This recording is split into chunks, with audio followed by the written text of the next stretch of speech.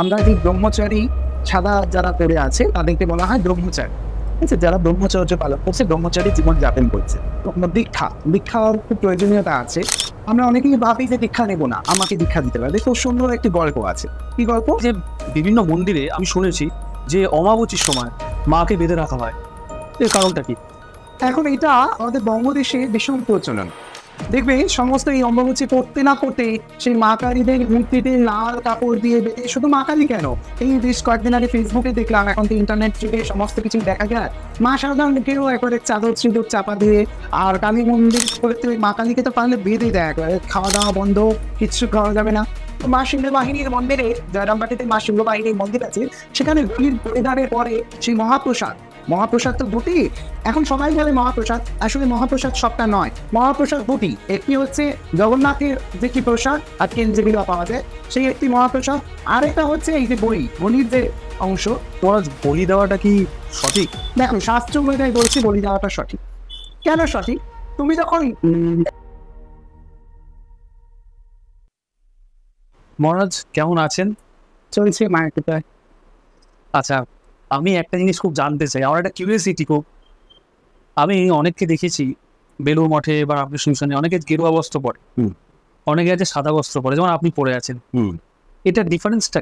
আচ্ছা, প্রথমত বলি, আমি একসময় রামকৃষ্ণ মিশন ছিলাম, বর্তমানে আমি নিজের মতন আছি। কিন্তু রামকৃষ্ণ মঠ মিশনে প্রত্যেক সাধুরা বা যারা ডিভোটি আছে, অনেকের সাথেই যোগাযোগ আছে, এবং রামকৃষ্ণের সঙ্গে অনেক সহগুরুরা আমাকে তো স্নেহ করেন, ভালোবাসেন, অনেক কৃপা পেয়েছি তাদের থেকে। তার থেকে আরেকটা বড় বিষয় হচ্ছে এই যে সাদা বস্ত্র আর গেরুয়া বস্ত্র, এই দুটো পার্থক্য। সাদা হচ্ছে শুভ্র, ব্রহ্মচর্যের প্রতীক। তো আমরা যে ব্রহ্মচারী সাদা যারা পড়ে আছে তাদেরকে বলা হয় ব্রহ্মচারী।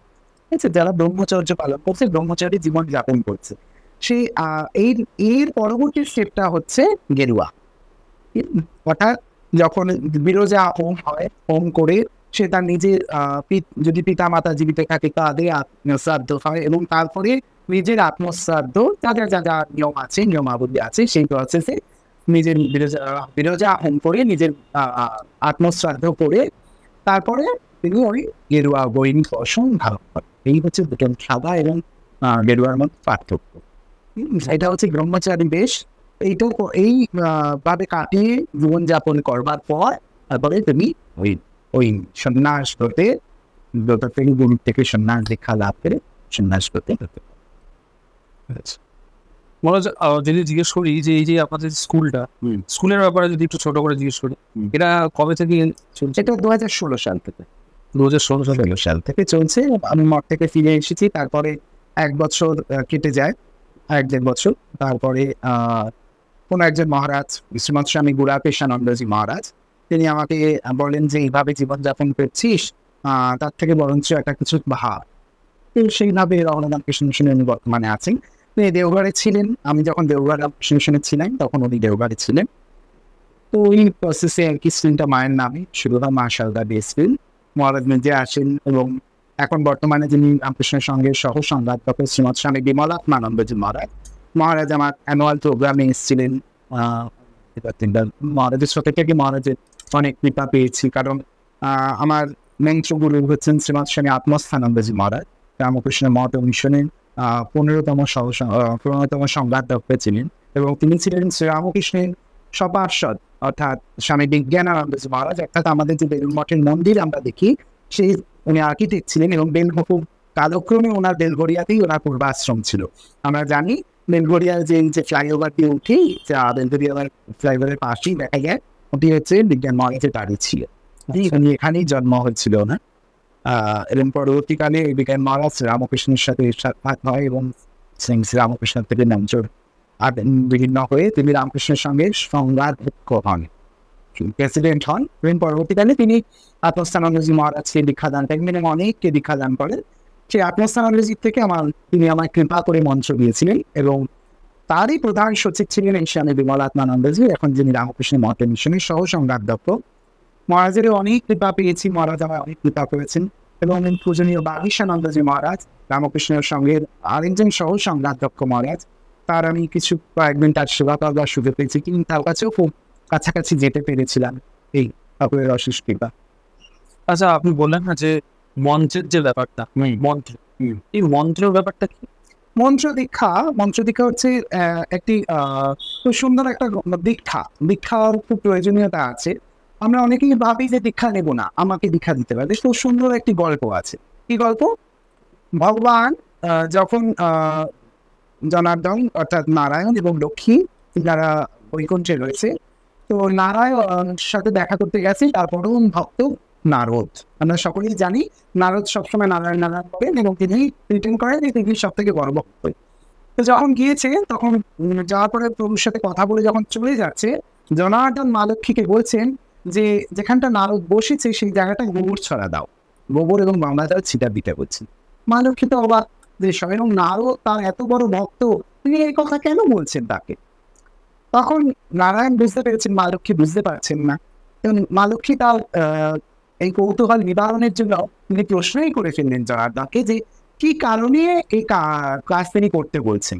তখন মা লক্ষ্মীকে নারায়ণ বলে যে নারদের এখনো পর্যন্ত মন্ত্র দীক্ষা হয়নি, অর্থাৎ দীক্ষা না হলে শুদ্ধ হয় না, মানুষের হাত শুদ্ধ হয় না, বা যেখানটা বসছে সেই জায়গাটাও শুদ্ধ হয় না, তাই দীক্ষার প্রয়োজনীয়তা আছে। তাই জন্য মন্ত্র দীক্ষা ওর হয়নি, তাই ওকে ওই জায়গাটায় তিনি গোবর ছড়া দিতে বলছেন, গোবর এবং গঙ্গা জল সেটা নিতে হচ্ছে। তাই এই মন্ত্র দীক্ষা প্রত্যেকের প্রয়োজনীয়তা আছে, সে যেই হোক, যে গুরুই হোক। যিনি গুরু অর্থাৎ একজন টিচার, একজন ভালো ফিলোসফার গাইড, যে আপনাকে পরমাত্মার সাথে মিলন ঘটাবে।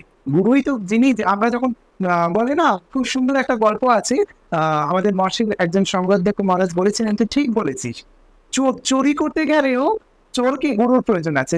চুরি যে বিদ্যা সেটা তো শিখতে হবে, না শিখে তো সে চুরি করতে পারবে না। তাই চোরকেও চুরি বিদ্যা শিখতে একজনের গুরুর প্রয়োজন, তাহলে গুরু ছাড়া কিচ্ছু হবে না। তাহলে ওই গুরুর আমাদের আধ্যাত্মিক পথে বিকাশের জন্য, আধ্যাত্মিক চেতনার উন্মোচনের জন্য একজন গুরুর অবশ্যই প্রয়োজনীয়তা আছে। এবং গুরুই আপনাকে পরমাত্মার সাথে মিলন ঘটাবে। যে বিভিন্ন মন্দিরে আমি শুনেছি যে অমাবস্যার সময় মাকে বেঁধে রাখা হয়, এর কারণটা কি? এখন এটা আমাদের বঙ্গদেশে ভীষণ প্রচলন। দেখবে সমস্ত এই অম্বুবাচী করতে না করতে সেই মা কালীদের মূর্তিতে লাল কাপড় দিয়ে বেঁধে, শুধু মা কালী কেন, এই বেশ কয়েকদিন আগে ফেসবুকে দেখলাম, এখন তো ইন্টারনেট যুগে সমস্ত কিছু দেখা যায়, মা সারদাকেও একেবারে চাদর চুদর চাপা দিয়ে, আর কালী মন্দির বলে তো মা কালীকে তো পারলে বেঁধে দেয়, একেবারে খাওয়া দাওয়া বন্ধ, কিচ্ছু খাওয়া যাবে না। কিন্তু এটা সম্পূর্ণই ভ্রান্ত ধারণা মানুষের। অর্থাৎ এই যে দেখবে দক্ষিণেশ্বরে এই অম্বুবাচীর সময় যদি তোমরা দক্ষিণেশ্বর মন্দিরে যাও, একদিন দেখবে সেখানে পুজো চলছে, নির্দ্বিধায় মায়ের পুজো চলছে, মাকে তুমি দর্শন করতে পারবে, সেখানে কোনো বিধি নিষেধ কিছু নেই। শুধু দক্ষিণেশ্বর কেন, তুমি কালীঘাটে যাও, তুমি তারাপীঠে যাও, তুমি অন্যান্য সকল সতীপীঠে যাও, সোমনাথি, সমস্ত জায়গায় মায়ের পূজা চলছে, কোথাওই পূজা বন্ধ নাই। কিন্তু এটা আমাদের বঙ্গদেশের কিছু কিছু মানসিক ভ্রান্ত ধারণা, যেখানে বলা হচ্ছে যে এই অম্বুবাচীতে মাকে একেবারে ঢেকে রাখা, কিন্তু এটা কোথাও বিধি নেই। এই অম্বুবাচী করবার বিধি হচ্ছে রতিব্রতী ব্রহ্মচারী, এই দিনের করার কথা বলছে। সেখানে রতি ব্রহ্মচারী উঠে গেল, শুধুমাত্র ব্রতীদের করা করতে বলা হচ্ছে, অর্থাৎ বৈধ পূজা দেওয়া হয়েছে, তাদের উপর চাপিয়ে দেওয়া হয়েছে, তাদের উপর আরোপ করা না। শুধু তারাই করবে তা নয়, এই তিনকেও করার কথা। এই ব্রহ্মচারীরাও করবে, এই রতিরাও করবে, অর্থাৎ এই সময় তারা ঠান্ডা খাবার দাবার খাবে, সংযমী জীবনযাপন করবে, এই আদারওয়াইজ আর কিছু নেই। ঈশ্বরের নাম গুণগান বেশি করে করবে, কেবলমাত্র কামরূপ কামাখ্যায় যেহেতু সতীর ওই জনি অঙ্গ ওখানে করেছিল, তাই সেখানে মন্দির বন্ধ থাকে সাধারণের জন্য, কিন্তু পূজা পার্বণ কিছুই বন্ধ থাকে না, পূজা পার্বণ আদি সমস্ত কিছু চলতে থাকে। তো এখানে মূর্তি ঢাকা বা রীতি এসব কিচ্ছু নেই, এটা আমাদের নিজেদের তৈরি করা। এই রীতিটা আমাদের বঙ্গদেশে আমি দেখছি কয়েকদিন যাবত এই মন্দিরগুলোতে বেশ মানে মাকে পারলে মানে নিঃশ্বাসই নিতে পারছে না। খুব প্র্যাকটিক্যালি ভেবে দেখো বিষয়, যদি এই আমাদের ঘরের মায়েদের বোনেদের যখন তারা ঋতুমতি হতো, তারা কি খাওয়া দাওয়া বন্ধ করে দিত? তারা কি ঘরের দরজা বন্ধ করে নিজেদেরকে আবদ্ধ করে রাখতো? এটা কি হতে পারে? মানুষ তো বাঁচতেই পারবে না। অর্থাৎ আত্মমত সেবাটাই তো উঠে গিয়েছে। ওই লোক দেখানো পুজো করলে হবে না। শ্রীরামকৃষ্ণ ওই লোক দেখানো পুজো পছন্দ করতো না, অন্তর থেকে যেটা আসতো তিনি সেটাই করতেন। তিনি বলতেন না, কোনো দিন তিনি মা মুখে খাইয়ে দিচ্ছেন, আবার কোনো দিন মন্ত্র বলে খাওয়াচ্ছেন, আবার কোনো দিন এসে মা নিজেই খাচ্ছেন, তখন বলছে ওরে মা রোস রোস একটু মন্ত্রটা বলি। তো এই পূর্ণ ঘটনাটাই তিনি বিড়ালকে বিড়াল এসে খেয়ে যাচ্ছে দক্ষিণেশ্বরে, ঠাকুর তাড়াতে পারছেন না। কেন তাড়াতে পারছে না? কারণ বিড়ালের মধ্যে তিনি দেখছেন মা অবতারিণী। আবার একটি সুন্দর ঘটনা আছে, যখন জ্ঞান মহারাজ বলে একজন সাধু ছিলেন, যিনি মায়ের মন্ত্র শিষ্য, তিনি খুব বিড়াল পেটাতেন। কিন্তু মায়ের ভাই যেই রাজু দেবীর রাতে রাঙামাটিতে খুব বিড়ালের উৎপাত হয়েছিল। তো মা কোনো একটি কাজে রাঙামাটি থেকে বেরাচ্ছেন, তো মা তো জানতেন বাবা জ্ঞান বিড়াল পেটাবে। তো মা বলছেন, বাবা জ্ঞান ওদের জন্য একটু চাল নিও, পাঁচই লোকের বাড়িতে যাবে, গাল মন্দ দেবে, তুমি ওদের জন্য চাল নিও। কি সুন্দর গম্ভীর মহারাজ তার বইতে বলছেন, বিড়ালের এইটাতেও ভাগ্য ফিরবে না জেনে মা নতুন পন্থা ধরে বললেন জ্ঞান মহারাজকে, বাবা জ্ঞান ওদের মধ্যেও তো আমি আছি, অর্থাৎ বিড়ালের মধ্যেও তিনি আছেন। তাহলে আমাদের এটা একটুও ভাবতে বাকি থাকে না, বুঝতে বাকি থাকে না যে ওই দক্ষিণেশ্বরে ভগবান শ্রী রামকৃষ্ণ বিড়ালকে তাড়াতে পারছেন না। কেন? কি দেখছেন না? মা ভবতারিণীকে দেখছে তার মধ্যে। আর মা বলছেন নিজে মুখে যে বাবা জ্ঞান ওদের মধ্যেও তো আমি আছি, তাহলে বিড়ালের মধ্যেও তিনি আছেন। অর্থাৎ এইটুকু আমাদের বুঝতে একটু বাকি থাকে না যে মা শারদাই মা কালী। এবার তিনি জগতেকে মাতৃরূপে সকলকে ধারণ করতে এসছেন, এবং তার এইবারে তার আশাতে তার কোনো অস্ত্র লাগে না। মা দুর্গার যেমন আমরা 10 হাতে 10টা অস্ত্র দেখি, এইবারে মায়ের কোনো অস্ত্র নেই। মা দুটো হাত কোলের কাছে নিয়ে এসে ভক্তদের ডাকছে। তার অস্ত্র কি? মায়া, মমতা, সর্বোপরি মাতৃত্ব। এই মাতৃত্বের বন্ধনে মা সকলকে আবদ্ধ করে রেখেছেন। মা দুর্গা, মা লক্ষ্মী, মা জগদ্ধাত্রী, মা সরস্বতী, এবার তিনি শারদাত্রী শারদা হয়ে এসে আমাদেরকে আবদ্ধ করে রেখেছেন। মায়ের আচরণে আমরা সকলে নিশ্চিন্তে হয়ে থাকি। মা বলছে না, আর কেউ জানুক আর না জানুক, যেন তোমাদের একজন মা আছেন, ওটাই তো ভরসা, তিনি আছেন তো। অর্থাৎ আমাদের পাপ পুণ্য অত কিছু আমরা বিচার করতে যাই না, তিনি আছেন তো, তিনি দেখে নেবেন। মা আছেন আর আমি আছি, ভাবনা কি আর আছে আমার, মায়ের হাতে খাই করি, মা নিয়েছেন আমার। অমাবস্যাতে আমরা এটাও দেখেছি যে বাড়িতে বা আমার বাড়িতে আমি দেখেছি যে বলে যে মায়েদের বা বউদের তেল লাগানো যাবে না, চুলে শ্যাম্পু দেওয়া যাবে না, অনেক নিয়ম বিধি থাকে। দেখো, আমাদের জন্ম থেকে মৃত্যু সবকিছু স্মৃতি বলে একটা গ্রন্থ আছে, সেই স্মৃতির নির্দেশে আমাদের চলতে হয়, ঠিক আছে? সেখানে স্মৃতিতে কোথাও বলা নেই যে মেয়েরা সিঁদুর লাগাতে পারবে না বা মেয়েরা তেল লাগাতে পারবে না। এগুলো লোকাচার। কিছু আছে লোকাচার, কিছু আছে রীতি। যে দেশে দোষ কথা আছে না, জস্মিন দেশে যথাচার। তো কোথাও এই কথা লেখা নেই যে মায়ের বউরা, সদবা মহিলারা তারা সিঁদুর লাগাতে পারবে না বা তেল লাগাতে পারবে না। বরঞ্চ তারা এই সময় অবশ্যই বেশি করে মাছ মাংস খাবে। মহিলারা, যারা বাড়ির মহিলারা আছে, কোথাও বিধি নেই, বাঁধন নেই যে মাছ মাংস খাবে না। মা খুব সুন্দর বলছেন এখানে, মা বলছেন আমার ছেলেরা, তিনি মাছ রান্না করে দিয়ে বলছেন বাবা মাছ খাও, মাছ খেলে মাথা ঠান্ডা থাকে। কোথাও তিনি বলছেন না, সাধুদের পর্যন্ত বলছেন যে মাছ খাও। হ্যাঁ, এবং একবার কেউ বলি দেওয়া মাংস এনেছে, গ্রাম বাংলায় তো অনেক রীতিনীতি ছিল, সেই রীতিনীতিতে ওই উনুন লেপা পোচা হয়ে গেলে আর ওটা হাঁড়িটা চাপলো না। কিন্তু মা সিংহবাহিনীর মন্দিরে, জয়রামবাটিতে মা সিংহবাহিনীর মন্দির আছে, সেখানে বলির বলিদানের পরে সেই মহাপ্রসাদ তো দুটি। এখন সবাই বলে মহাপ্রসাদ, আসলে মহাপ্রসাদ সবটা নয়, মহাপ্রসাদ দুটি। একটি হচ্ছে জগন্নাথের যেটি প্রসাদ আজকে যেগুলো পাওয়া যায়, সেই একটি মহাপ্রসাদ। আরেকটা হচ্ছে এই যে বলির যে অংশ, সেটা একটা বলা হয় মহাপ্রসাদ। বাকি সব প্রসাদ, কিন্তু সেটা মহাপ্রসাদ আখ্যা পায় না। মহাপ্রসাদ এই দুটি, একটি হলো জগন্নাথের প্রসাদ মহাপ্রসাদ, আর একটি হচ্ছে এই বলি প্রসাদ মহাপ্রসাদ। তো মা নিজে হাতে ওই বলি রান্না করে, সিংহবাহিনী থেকে বলি হয়ে আসা মাংস রান্না করে দিচ্ছেন মহাপ্রসাদ। হ্যাঁ, নলিনী তার ভাইয়ের মেয়ে ঘৃণা করছে, এ কি মা গো, অনেক কিছু বলছেন। কিন্তু মা তো মাই না, তিনি সবকিছুর ঊর্ধ্বে গিয়ে সেটা নিজে হস্তে রান্না করছেন। মা বলছেন এই যে কুসংস্কার মানুষের মধ্যে ঢুকে রয়েছে, তিনি এই কুসংস্কারকে কিন্তু তিনি আবার একথাও বলছেন যে ঠাকুর হাতির টিকিটিও মেনে গেছেন। হাঁচি টিকটিকিটাও মেরে গেছে। অর্থাৎ একবার মা বারবেলা এসেছিলেন বলে শ্রীরামকৃষ্ণ বলছে যে তুমি এখন এসেছো, তুমি এই বারবেলা এসেছো বলে আমার হাত ভেঙে গিয়েছিল ঠাকুরের, বলছে তুমি বারবেলা এসেছো বলে আমার হাত ভেঙে গিয়েছে, যাও যাও পরে দিনক্ষণ দেখে এসো। সেই সময় বিশ্বাস করুন এই লেখাটা যখন পড়ি আমার মনে খুব কষ্ট হয় যে কেন ঠাকুর এরকম করলেন।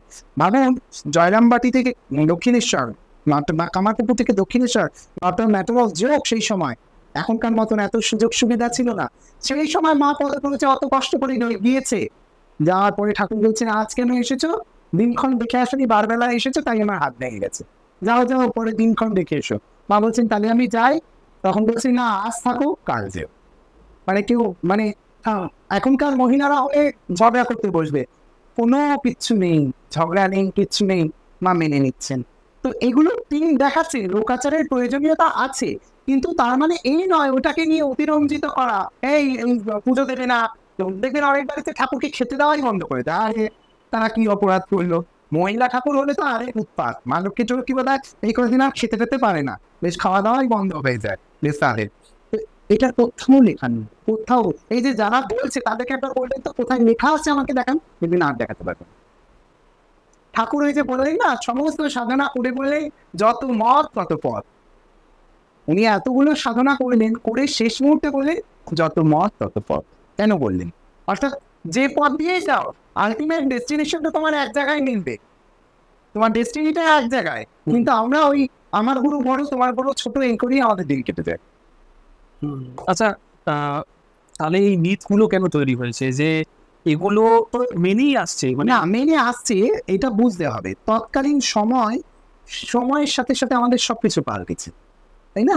আগে সতীদাহ প্রথা ছিল, সেটা মানে বন্ধ হয়েছে, ওটা তো নেই তো, ছিল তো, তাহলে বন্ধ হয়েছে কেন? সমাজে সংস্কারকরা এসেছিল এবং সমাজটাকে পরিচ্ছন্ন করবার জন্য ওই জিনিসগুলোকে, ওই অপপ্রথাটাকে বন্ধ করবার জন্য চেষ্টা করেছে, এবং তারা ওই প্রথাও ওটাকে তারা সিদ্ধ হয়েছে। তো কেন বন্ধ হলো? মানুষ পরিবর্তনশীল আস্তে আস্তে। আগে বিধবারা বা যাদের স্বামী চলে যেত তারা কেউ মাছ মাংস তো ছোঁয়া তো দূরস্থ, খেত তো, খাওয়া তো দূরস্থ, ছুতও না, কিন্তু অনেকেই খাচ্ছে না কি? তাহলে প্রত্যেকটা যুগের সাথে তাল মিলিয়ে মিলিয়ে সবকিছু পরিবর্তন হয়েছে। আগে নরবলি ছিল, নরবলি তো এখন নেই, এখন শুধু পাঠা বলি আছে। মহেশ বলি হতো, অনেক জায়গায় এখনো আছে আপনার দিকে যারা মহেশ বলি, নরবলি তো উঠেই গিয়েছে প্রায়, একটা কোনো জায়গায় হয় বোধ হয়, কিন্তু নেই। কেন নেই? কিন্তু মহারাজ বলি দেওয়াটা কি সঠিক? দেখো শাস্ত্র অনুযায়ী বলছি বলি দেওয়াটা সঠিক। কেন সঠিক?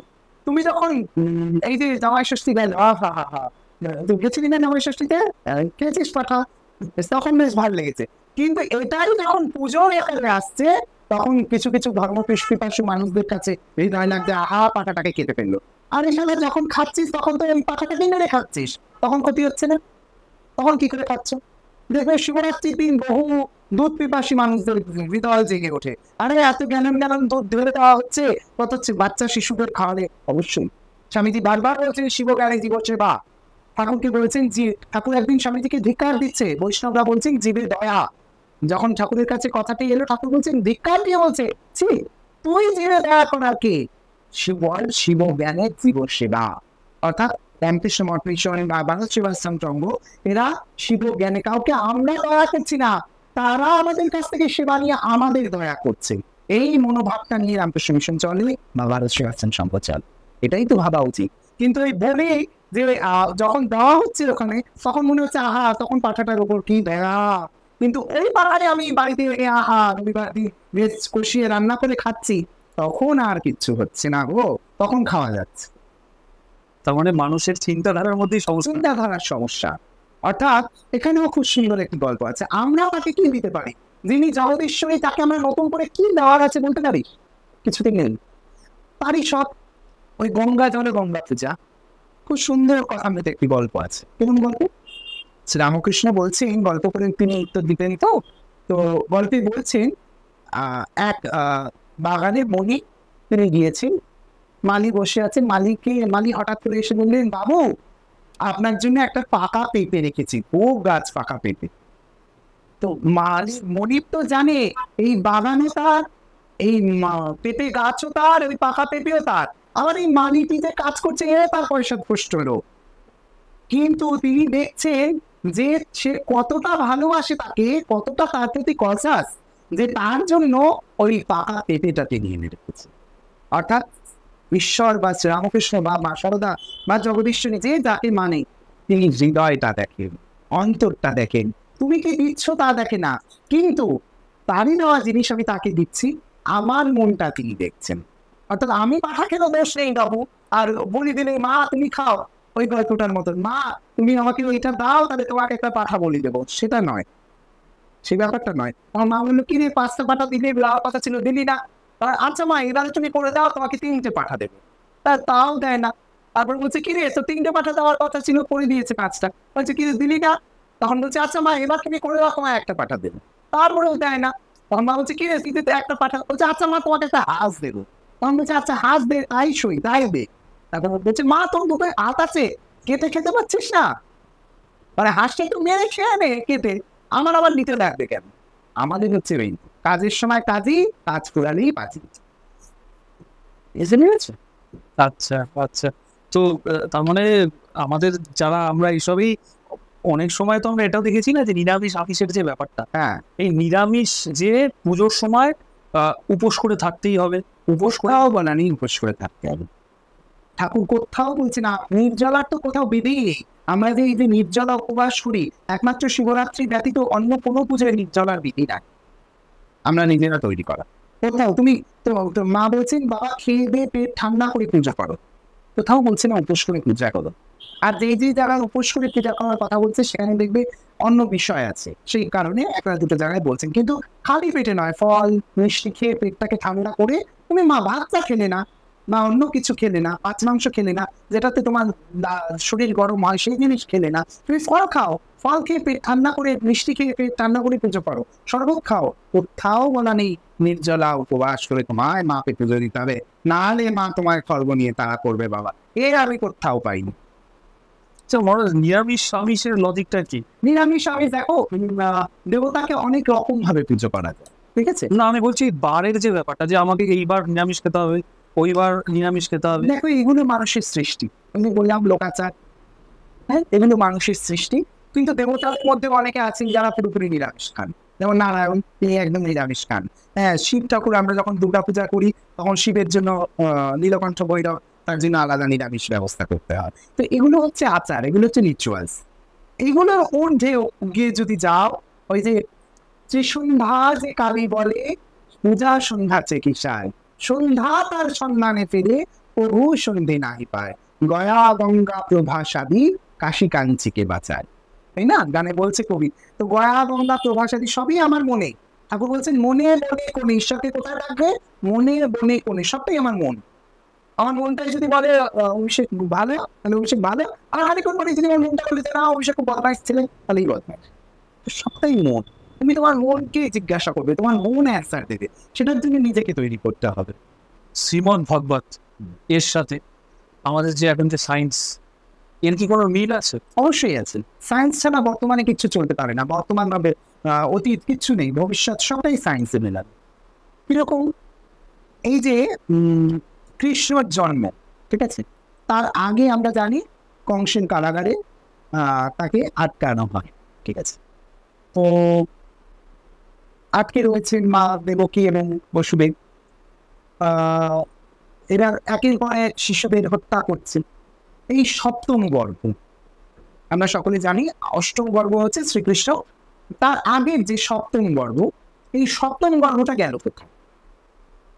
আমরা জানি বলরাম হচ্ছে শ্রীকৃষ্ণের দাদা, তাই তো। এই দাদা হঠাৎ করে রুক্মিণীর গর্ভে চলে গেল, কিভাবে চলে গেল ভেবে দেখো। সেই সময় ব্যাসদেবের মাথায় এসেছিল 19শ শতাব্দীতে কিছু ভ্রূণ ট্রান্সফার, অর্থাৎ এই টেস্ট টিউব বেবি এরকম কিছু একটা হতে পারে। কিরকম, কংসের কারাগারে যখন দেবকী অন্তঃসত্ত্বা হন, যখন স্বর্গেতে যখন পৌরাণিক ঘটনা অনুযায়ী মা যোগমায়া ভগবানকে প্রশ্ন করছে, কৃষ্ণ আমার কি কাজ, সবাইকে তিনি কাজ ভাগ করে দিচ্ছেন, মা যোগমায়া ভগবানকে প্রশ্ন করেছেন আমার কি কাজ, তখন তিনি বলেন যে এইবার তোমার কাজ আছে। কি কাজ? আমি নিজে ব্যক্তিগতভাবে বলি, মা যোগমায়া হচ্ছেন সব থেকে বড় গাইনোকোলজিস্ট। কেন? তিনি জানতেন কিভাবে গুণ ট্রান্সফার করে, এটা গাইনোলজিস্ট ছাড়া কারোর পক্ষে সম্ভব নয়। তিনি ওই রাত্রে দেবকীর গর্ভ থেকে ভ্রূণ তুলে নিয়ে মা রোহিণীর গর্ভে স্থাপন করেছিলেন। কিভাবে বলে? এই যোগমায়ার কৃপা ছাড়া। আর এটাই ব্যাসদেবের মাথায় এসেছিল যে একবিংশ শতাব্দীতে এমন একটা কিছু হবে যা হাজবেন্ড ওয়াইফের ভ্রূণ নিয়ে একটি মধ্যে স্থাপন করা হবে, টেস্ট টিউব বেবি বা স্যারোগেট মাদার, কিছু একটা হোক। তো এটা তো পুরোটাই সায়েন্স, সায়েন্স ছাড়া তো আলাদা কিছু নয়। তখনকার দিনে এই যে হাওয়ায় উড়ে উড়ে সবাই যেত, মানে কি বর্তমানে এখন এরোপ্লেন, এই যে হাওয়ার কার্পেটে দেখতাম না আমরা আলিফ ফ্ল্যালা করে উড়ে আসতে, ছোটবেলা একটা আলিফ ফ্ল্যালা হতো, সে আলিফ ফ্ল্যালা উড়ে যেত, এই উড়ে যেত কিভাবে, তাই বর্তমানে এরোপ্লেন। দেখবে মহাভারতে সঞ্জয়, ওই সঞ্জয় বাচু গীতায় আছে সঞ্জয় বাচু, সেখানে বলছে যে ওই দেখে দেখে তিনি ধৃতরাষ্ট্রকে শোনাচ্ছে, দৃষ্টকে তু হচ্ছে কি তারা কাশী আদিত্য পূর্য বীর জওয়ার, এরকম বিভিন্ন আছে। তখন সঞ্জয় বাচু, সঞ্জয় বলছে কি দেখে বলছে, ওই জলের মধ্যে দেখে বলছে। তাই বর্তমানে টেলিভিশন, আমরা টিভিতে দেখতে পাই না কোথায় কত ঘটনা ঘটছে, তা আমরা বাড়িতে বসে সব, অস্ট্রেলিয়ায় কোনো ঘটনা ঘটলে আমরা টেলিভিশনে দেখতে পাচ্ছি, কেন? ওই তো টেলিভিশন। তারপরে কি কান এখানে পাচ্ছে, ওইখানে কি হচ্ছে শুনতে পাচ্ছে, যুদ্ধের, পাচ্ছে না? বর্তমানে কি টেলিফোন, টেলিফোন সবটাই সায়েন্সের সাথে মেলানো, সায়েন্স ভিন্ন কিচ্ছু নেই, এটা সবটাই সায়েন্সের সাথে মেলানো। আপনার থেকে একটা জিনিস আমি জানতে চাই, সেটা হচ্ছে যে অনেকে আছে কি যারা মহাভারত এবং রামায়ণ দুটোকেই গল্প বলে অনেকেই আছে যে এইগুলো আসলে কিছু হয়ই নি। আপনার এই ব্যাপারে কি মতামত, যে এগুলো কি বাস্তবে? অবশ্যই মহাভারত তো অবশ্যই বাস্তব এবং রামায়ণও বাস্তব। তার কারণ হচ্ছে আমাদের মা ঠাকুরন যখন দেখো আমরা তো ঠাকুরমা সঙ্গীকে মানি, তো ঠাকুরমা কথাটাই আমাদের কাছে একেবারে বেদবাক্যের মতন। তো মা নিজে রামেশ্বরে ঘুরতে গিয়েছিলেন, রামেশ্বরে ঘুরতে গিয়ে আমরা সকলেই জানি সীতা সেখানে গিয়েছিলেন, এবং মাই যে সীতা তার আরেকটি প্রমাণ তিনি দিয়েছিলেন। তিনি যখন গিয়েছিলেন এবং সেখানকার রাজা যেহেতু স্বামীজির গুরু মা এসছে সব কুলে টুলে দর্শন করিয়েছিল, এবং মা সেই শিবের মাথায় হাত বোলাতে বোলাতে বলছেন যেমনটি রেখে গিয়েছিলাম ঠিক তেমনটি আছে। অর্থাৎ অবশ্যই এগুলো মিথ্যা হতে পারে না, এগুলো বর্তমানে এখন সায়েন্স বা ভূবিজ্ঞানরা আরো চেষ্টা করছে এগুলো নিয়ে আরো জানা। আমরা তো দ্বারকা তো পেয়েছি, জলের তলায় রয়েছে, সেই সমস্ত কিছু অনেক কিছু তো করছি, রাম মন্দির হলো, অনেক কিছু হলো, রাম মন্দির, হ্যাঁ রাম মন্দির হলো, এবং সমস্তটাই দেখো ঈশ্বর এক জায়গায় সম্পূর্ণটাই আমাদেরকে চোখে আঙুল দিয়ে দেখিয়ে দেবে, আমরা দেখতে পাচ্ছি না, এটা আমাদের ব্যর্থতা। আর মায়ের ওই শেষ কথা, যদি শান্তি চাও মা দোষ কারোর দেখতে না, দোষ দেখবে নিজে, আমাদের ওইখানেও গোলমাল বা এরও দোষ খুঁজে বেড়াই। আমি একদিকে তোমার দিকে আঙুলটা তুলে লাগাতেছি, পেনটা আঙুল যে আমার দিকে ঘুরে গেছেন খেয়ালই করছি না, আমরা দোষ খুঁজে বেড়াই। আর কি বললেন, মা জগৎকে আপনার করে নিতে শেখো, কেউ পর নয়। আপনার কথাটা খুব সুন্দর, আপন আর আপনার। আমরা কখনো বলি যে আমার আপন মা, আমার আপন বাবা, কখনো বলি না। অথচ দেখো যখন পিস্তত মাসে তো এরা আসে, তখন বলি আমার আপন পিস্তত মাসি, বোন, আমার আপন পিস্তত মা, পিস্তত ভাই, বলি না? মা খুব সুন্দর একটি ঘটনা আছে, পান সাজদেন, পান সাজদেন, কিছু কিছুতে বেশি করে মশলা দিচ্ছেন, আর একটা দুটোতে শুধু সুপরি আর চুল। তো মায়ের সঙ্গিনী যোগেন মা জিজ্ঞেস করছেন কি হলো মা, একটাতে অনেক মশলা দিয়ে সাজছে, আরেকটাতে শুধু শুধু সাজছে। তখন মা বলছেন দেখো যোগেন, এই যারা আসবে নতুন, তাদেরকে আমাকে আপনার করে নিতে হবে, এটা কেউ পর নয়, আপনার করে নিতে হবে। আর তিনি এই এমনি সাদা মাটা যেগুলো বানাচ্ছেন সেগুলো ঠাকুরের জন্য, অর্থাৎ শ্রীরামকৃষ্ণের জন্য। তিনি তো আবার আপনার লোক, তাকে আর নতুন করে আপনার করার কিছু নেই। হ্যাঁ, তিনি তো আপনার লোক, তাকে আমার আপন করে নেওয়ার কিছু নেই। আর যারা আসছে তাদেরকে আমার আপনার করে নিতে হবে, তাই তাদের জন্য একটু মিঠা পাতা, মিঠার মশলা আদি একটু বেশি দিয়ে আপনার করে নিচ্ছেন। আমি অন্তর থেকে চাই ঠাকুর মা স্বামীজির কৃপা বর্ষিত হোক, বিশেষ করে মা তোমাদের ওপর কৃপা বর্ষণ করুন, তোমরা ভালো থাকবে, সুস্থ থাকো, আনন্দে থাকবে, কিন্তু মায়ের কাছে রাখেন। মহারাজ থ্যাংক ইউ সো মাচ আমাদের চ্যানেলে সময় দেওয়ার জন্য। আজকে তো জাস্ট অল্পের ওপর আপনার সাথে আলোচনা হলো, আপনার থেকে জানতে পারলাম অনেক কিছু। ইন ফিউচার আমি চাইবো যে আপনি আমাদের চ্যানেলে আসুন, আরো অনেক বিষয় আপনার থেকে জানার আছে। মা চাইলে হবে নিশ্চয়ই। নিশ্চয়ই হবে। তো আজকের ভিডিওটা মহারাজ এখানেই শেষ করছি। কেমন লাগলো, মহারাজের কথাও কেমন লাগলো অবশ্যই কিন্তু কমেন্ট করে জানান। লাইক করবেন, শেয়ার করবেন, সাবস্ক্রাইব করতে কিন্তু ভুলবেন না। এরপরে আবার আসবো, মহারাজকে কিন্তু আবার আমরা নিশ্চয়ই আমাদের চ্যানেলে আনার চেষ্টা করবো। তো আজকের মতন ভিডিওটা এখানেই শেষ করছি। দেখা হচ্ছে পরবর্তী কোনো ভিডিওতে। ততক্ষণ good bye and take care. Journeying Saradam Devi Ramakrishnan Jagadguru Pada Padme Tens Shritya Pranamami Moharmam. Whoops.